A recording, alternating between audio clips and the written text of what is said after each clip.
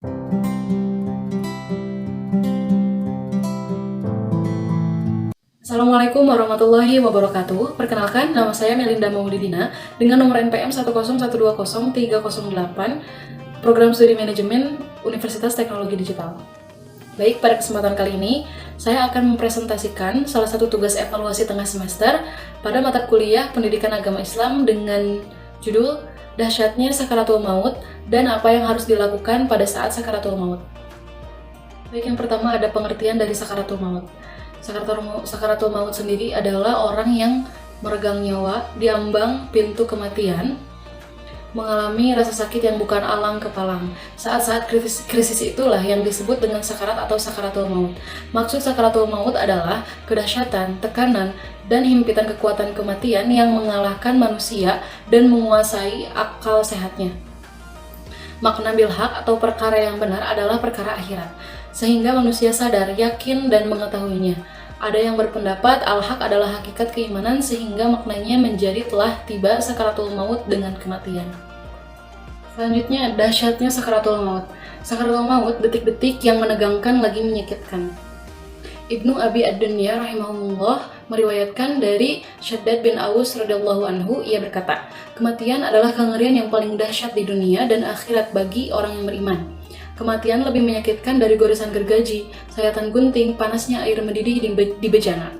Seandainya ada mayat yang dibangkitkan dan menceritakan kepada penduduk dunia tentang sakitnya kematian, niscaya penghuni dunia tidak akan nyaman dengan hidupnya dan tidak nyenyak dalam tidurnya. Di antara dalil yang menegaskan terjadinya proses sakaratul maut yang mengiringi perpisahan jasad dengan ruhnya. Firman Allah Subhanahu wa taala, "Wa ja'at sakratul mauti bil haqqi dzalika ma kunta minhu tahid." Dan datanglah sakaratul maut dengan sebenar-benarnya. Selanjutnya ada datangnya kematian menurut Al-Qur'an. Yang pertama, kematian akan mengejar siapapun walaupun ia lari menghindar. Katakanlah, sesungguhnya kematian yang kamu lari daripadanya, maka sesungguhnya kematian itu akan menemui kamu. Kemudian, kamu akan dibangkitkan kepada Allah yang mengetahui yang gaib dan yang nyata. Lalu diberitakan kepadamu apa yang telah kamu kerjakan. Quran Surat Al-Jumu'ah 62 ayat 8. Selanjutnya, yang kedua, kematian telah ditentukan waktunya, tidak dapat ditunda atau dipercepat. Dan Allah sekali-kali tidak akan menangguhkan kematian seseorang apabila datang waktu kematiannya. Dan Allah Maha mengetahui apa yang kamu kerjakan. Quran Surat Al-Munafikun, surat ke-63, ayat 11. Selanjutnya ada tanda-tanda datangnya kematian. Yang pertama, orang yang mau meninggal akan melihat malaikat maut. Jika dia termasuk calon orang yang berbahagia, maka dia akan melihat malaikat maut dalam rupa yang bagus. Dan melihat malaikat rahmat berwajah putih. Mereka membawa kafan dan tikar dari sorga. Mereka duduk daripadanya sejauh mata memandang.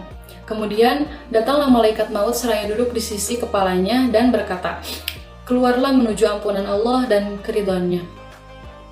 Adapun jika dia termasuk calon orang yang celaka, maka dia akan melihat malaikat maut dalam rupa yang lain, serta melihat malaikat azab menghitam wajahnya. Mereka membawa kafan dan tikar dari api neraka.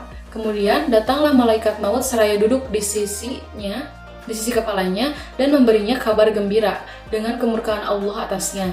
Dan dia melihat tempat duduknya di neraka. Berkatalah malaikat maut, keluarlah wahai jiwa yang keji dan bergembiralah dengan kemurkaan dan kemarahan Allah. Tanda-tanda yang kedua adalah dengan keadaan yang demikian, saat orang yang mau meninggal melihat malaikat maut, dia pun lemas, tidak bisa berkutik, mual, merasakan pedihnya sekarat dan kesusahan. Tidak mampu berkata-kata, dia mendengar tapi tidak mampu menjawab, melihat tapi tidak mampu menerangkannya, hatinya pun kacau, detak jantungnya sudah tidak beraturan. Kadang ia tersadar, kadang dia pingsan karena pedihnya sakaratul maut. Ya Allah, tolong kami atas sakaratul maut. Lalu selanjutnya ada tanda-tanda yang menunjukkan seseorang itu telah meninggal. Yang pertama, terbelalaknya mata. Berdasarkan hadis Ummu Salamah, dia berkata, Rasulullah Shallallahu Alaihi Wasallam masuk kepada Abu Salamah. Sementara matanya telah terbelalak, kemudian Nabi memejamkannya seraya bersabda, sesungguhnya jika roh itu dicabut, mati akan mengikutinya. Hadis riwayat Muslim dan Ahmad. Yang kedua, condongnya hidung ke arah kanan atau kiri. Dan yang ketiga, kendur atau terbukanya rahang bawah karena kendurnya seluruh anggota tubuh secara umum. Yang keempat, diam dan berhentinya detak jantung. Yang kelima, merindingnya seluruh tubuh secara umum. Dan yang terakhir, merapatnya betis kanan dan betis kiri, dan sebaliknya berdasarkan firman Allah. Dan bertaut betis kiri dan betis kanan. Quran Surah Al-Qiyamah ayat 29. Lalu di sini ada sakaratul maut untuk orang-orang yang beriman. Orang yang beriman, ruhnya akan lepas dengan mudah dan ringan. Malaikat yang mendatangi orang yang beriman untuk mengambil nyawanya dengan kesan yang baik lagi menggembirakan. Selain itu ada sakaratul maut orang-orang yang zalim. Di akhir sakaratul maut, seorang manusia akan diperlihatkan padanya dua wajah malaikat pencatat amal. Kepada orang zalim, si malaikat akan berkata, "Semoga Allah tidak memberimu balasan yang baik. Engkaulah yang membuat kami terpaksa hadir ke tengah-tengah perbuatan kejimu, dan membuat kami hadir menyaksikan perbuatan burukmu. Memaksa kami mendengar ucapan-ucapan burukmu. Semoga Allah tidak memberimu balasan yang baik." Ketika itulah orang yang sekarat itu menatap lesu ke arah kedua malaikat itu. Selanjutnya di sini ada iblis datang mengganggu ketika sakaratul maut. Yang pertama, syaitan dan iblis akan senantiasa mengganggu manusia. Bermula dengan memperdayakan manusia dari terjadinya dengan setitik mani hinggalah ke akhir hayat mereka. Dan yang paling dahsyat itu ialah sewaktu akhir hayat, yaitu ketika sakaratul maut. Iblis mengganggu manusia sewaktu sakaratul maut disusun menjadi 7 golongan. Yang kedua, hadis Rasulullah SAW menerangkan yang bermaksud, "Ya Allah, aku berlindung dengan Engkau daripada perdayaan syaitan di waktu maut." Lalu selanjutnya ada 4 cara menghadapi orang sakaratul maut menurut ajaran Islam. Yang pertama, menghadapkan orang tersebut ke arah kiblat. Miringkan orang tersebut ke sisi badan sebelah kanan untuk menghadapkan wajahnya ke arah kiblat. Bila hal ini susah dilakukan, telentangkan dia dengan posisi kepala sedikit diangkat sehingga wajahnya menghadap ke arah kiblat. Demikian pula, kedua ujung kakinya juga disunahkan untuk menghadap ke arah kiblat. Yang kedua, membacakan talqin. Ketika seseorang sedang mengalami sakaratul maut, maka kita disunahkan untuk menalkinnya. Bacalah ia kalimat syahadat, La ilaha illallah dengan suara yang lembut. Selanjutnya yang ketiga, ada membacakan surat Yasin. Disunahkan untuk membacakan surat Yasin di dekat orang yang sedang sakaratul maut. Ini berdasarkan sabda Rasulullah SAW yang diriwayatkan oleh Ibnu Hibban.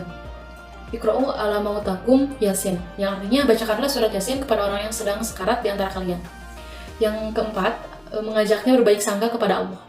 Orang yang tengah dalam keadaan sakit dan sudah merasakan tanda-tanda kematian, dianjurkan untuk berbaik sangka atau husnuzon kepada Allah Subhanahu wa Ta'ala. Dalam keadaan seperti ini, hal terbaik yang perlu dilakukan adalah membuang jauh-jauh bayangan dosa dan kemaksiatan yang telah diperbuat selama di dunia. Justru dianjurkan untuk membayangkan bahwa Allah Subhanahu wa Ta'ala menerima dan mengampuni semua dosa-dosanya. Baik, maka dari itu, dengan melakukan keempat hal di atas, diharapkan orang yang sedang mengalami sakaratul maut bisa menjadi orang yang husnul khatimah. Dan semoga semua umat muslim termasuk orang yang husnul khatimah. Amin ya rabbal alamin. Baik, mungkin cukup sekian yang dapat saya sampaikan. Mohon maaf bila ada salah kata dalam penyampaian. Wallahul muwaffiq ila aqwamit thoriq. Wassalamualaikum warahmatullahi wabarakatuh.